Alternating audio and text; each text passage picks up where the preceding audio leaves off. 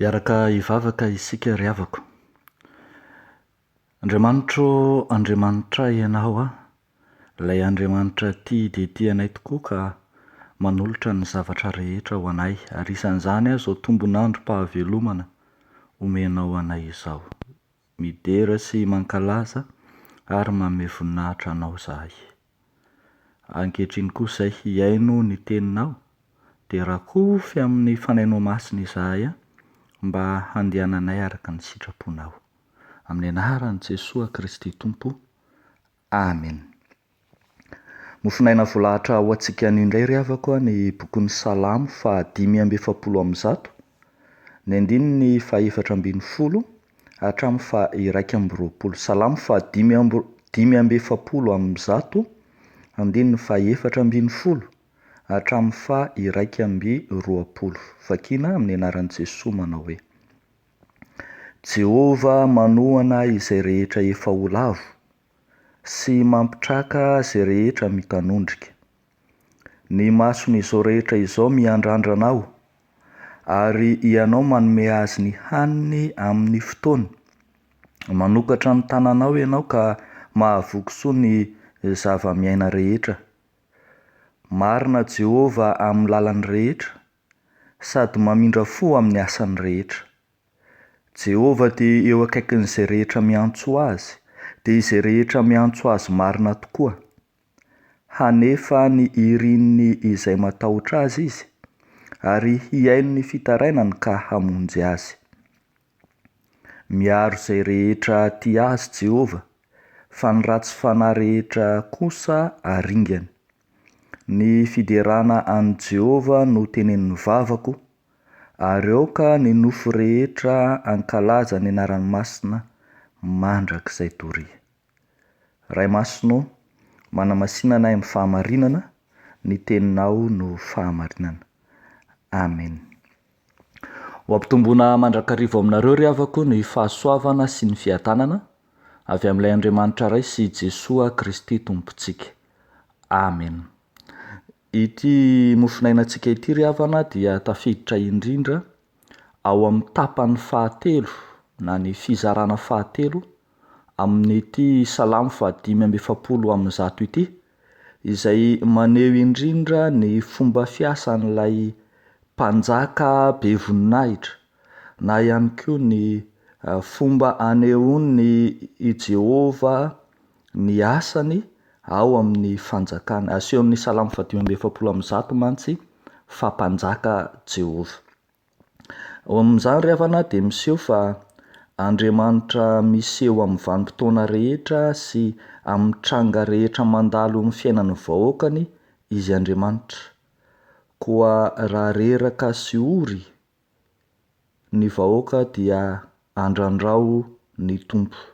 Raha mitanondrika tsy lavo dia miandrandra amin'Andriamanitra, ary raha mitebitebika mirotsaka ny ranomaso dia andrandrao ny Tomponao. Ireny rehetra ireny no mivadika ho fideranan'Andriamanitra izay antom-pisian'ity Salamo ity, izay hitantsika amin'ny fanombohany sy ny famaranana izao boky ny Salamo fa 570 izao, izany fiderana an'Andriamanitra izany amin'ny zavatra rehetra miandrandra ny Tompo. Ndeha ro jerentsika ry havana, maninona isika no mila miandrandra amin'Andriamanitra? Miandrandra amin'Andriamanitra isika satria voalohany, Andriamanitra mpiahy izao tontolo izao izy. Andriamanitra mpiahy izao tontolo izao izy. Hitantsika eo amin'ny andininy fa 410 hatramin'ny fa 420 izany.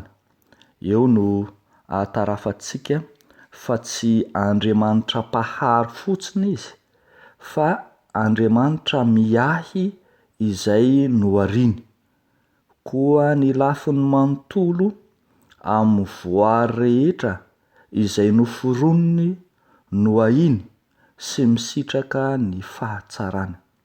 Ny lafiny manontolo amin'ny voary rehetra izay noforoniny nohahiny sy misitraka ny fahatsarana. Eto manokana ohatra dia hitantsika fa ambara fa manome azy ny hanina amin'ny fotoany Andriamanitra, manome hanina amin'ny fotoany, ahatsiarovantsika ilay fitenenana hoe hanina sahaza, na ihany koa raha ny tiana marimarina kokoa dia manome ny hanina na ny sakafo amin'ny fotoana ilana azy. Dia haintsika tsara ny antsoantsony bokin'ny Salamo 5:5 raha miteny hoe ianareo izay mangetaheta mankanesa amin'ny rano, ary ianareo izay tsy manam-bola avy mividika omana eny, avy mividy divay sy ronono nefa tsy amim-bola na amin'ny-karena. Ry havako malala, Andriamanitra vonona handray an-tanana ny banga sy ny tsy fahampiana eo amin'ny fiainan'ny olony.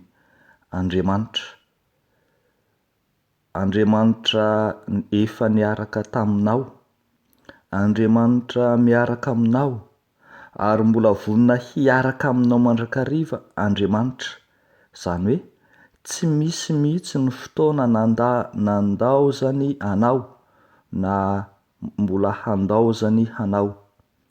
Koa ny aizina izay lalovanao miaraka amin'Andriamanitra mbola hazava. Miaraka amin'Andriamanitra mahazo ny fotoana amin'ny fotoana, mahazo ny sakafo sy ny fiahiana amin'ny fotoana ilana azy. Misy ilay vavaka nampianarin'ny Tompo, ataontsika indraindray manao hoe omeo anay anio ny hanina sahazanay isan'andro, fa heverina fa marina kokoa ny hoe omeo anay isan'andro ny hanina sahaza ho anay, satria Andriamanitra manome amin'ny fotoana ilana azy izy. Miandrandra amin'Andriamanitra isika satria Andriamanitra mpiahy izy, fa miandrandra amin'Andriamanitra ihany koa isika satria Andriamanitra azo antsoina amin'ny fotoana rehetra izy. 17 hatramin'ny 19 no manazava fa ilay toetran'Andriamanitra feno fahatsarana dia manaraka azy amin'ny androm-piainany rehetra. Andriamanitra marina izy, Andriamanitra mamindra fo, Andriamanitra miaino, koa azo antsoina na hoe vonona hiaino ary hamaly amin'ny fotoana rehetra. Ao amin'ny soratra masina ry havana, indrindra ao amin'ny testamenta taloha, dia miharihary fa rehefa miteny Andriamanitra manao hoe miaino, ny hoe Andriamanitra miaino, dia tsy hoe miaino amin'ny sofina havanana dia avoaka amin'ny sofina havia, fa amin'Andriamanitra ny hoe miaino dia tsapany, maka ny toeran'ilay olona izay henoina izy ka mahatsapa ny maha-izy azy sy ny fitarainany manontolo mihitsy. Koa ny Andriamanitra miaino dia ilay Andriamanitra vonona hamaly rahateo araka izay fitarainany olona. Tsy ho tahaka ny Andriamanitra izao tontolo izao, izay manatsofina fa tsy mandre, na manamaso fa tsy mahita, fa Andriamanitra miaino izay matahotra sy tia azy ka mamaly azy ireny araka ny fitarainany. Izany rahateo no antsoantso ny Isaia hatrany ao amin'ny Isaia 5:5 izay haintsika rehetra tsinjery manao hoe mitadiava ny Jehova dia ny mbola hita izy, miantsoa azy dia ny mbola akaiky izy.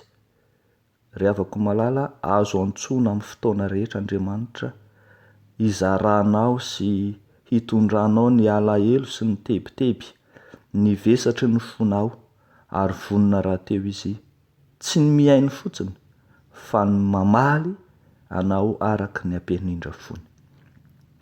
Farany ry havako malala, miandrandra amin'Andriamanitra isika satria Andriamanitra miandany amin'izay miandany aminy izy. Ny 20 sy ny 20 no ahatakarantsika indray, fa toa raisina toy ny fifandraisana ara-diplomatika eo amin'ny firenena anankiroa mifanakaiky na ny tafika anankiroa, ny fifandraisan'Andriamanitra sy ny vahoakany. Amin'izany dia misy fifanekena mamaritra izany fiara-miasa izany, koa izay manaiky hiaraka aminy de toanany, arovany, vatsiny. Anjaran'ny vahoaka ny midera, hitantsika eo amin'ny 120 zany, fa anjaran'izy Andriamanitra kosa ny miaro ny vahoakany amin'ny ratsy, ny miaro izay tia azy ary manatotona ny heriny amin'ny olona izay ahiny rahateo. Revako malala ao amin'ny Tompo, Andriamanitra mandany ho an'ny vahoakany, Andriamanitra mandany hery ho an'ny vahoakany, ary Andriamanitra vonina iandany amin'ny vahoakany rahateo izy. Ny andrasana amin'ny vahoaka kosa dia ny fitiavana azy sy ny ahatonga ny vahoaka atahotra azy ka ahatonga an'Andriamanitra rahateo hiasa eo anivon'izany vahoakany izany.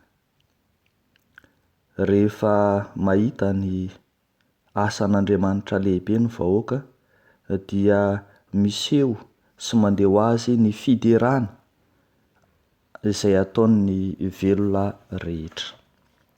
Ity am-pamaranana ary havako, raha fehezina io tenin'Andriamanitra io dia mampahatsiaro antsika ny toetrany Jesoa Kristy, ilay nandray an-tanana ny antsipirian'ny fiainan'ny olona sy ny vahoaka mpanaratia azy.